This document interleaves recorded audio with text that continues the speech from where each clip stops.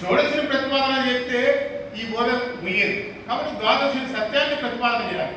సత్యం అంటే ఎట్లున్నది అంటే మనకు చావు పుట్టుకలు లేనటువంటి సత్యం ఉన్నదని చెప్పి మనకు చెప్పినటువంటి పద్యాలలో అనేకమైనటువంటి ఉదాహరణలు అని చెప్పారు.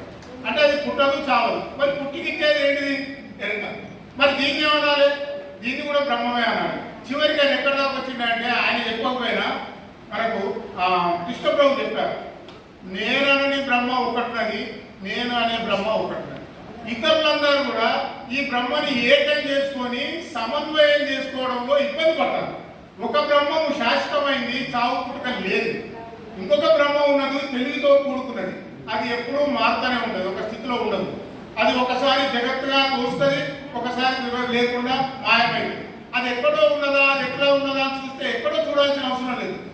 జాగ్రత్త రాగానే ఎవరికి కంట్రోల్ లేదు, ఎప్పటికి తెలియతో ఎవరి కంట్రోల్లో మన కంట్రోల్లో ఉండదు, ఎప్పుడు నిద్రతో ఎవరి కంట్రోల్లో ఉండదు.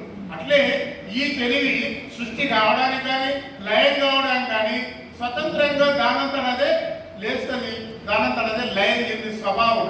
కాబట్టి ఈ స్వభావం కలిగినటువంటి ఈ తెలివి ఏదైతే ఉందో స్వతంత్రంగానే పుడుతుంది. దీన్ని ఉన్న పుట్టించే వాళ్ళు ఉన్నారా? అవసరమే లేదు, అది సృష్టికర్త అవసరం లేదు. అందుకని నాసదీయ సూక్తాన్ని ఈ మధ్యలో పరిపూర్ణాన్ని చెప్పిందని కొందరంటారు. నాసదీయ సూక్తం కూడా చెప్పలేదు. నా అసదాసి నా సత్ అంటాడు.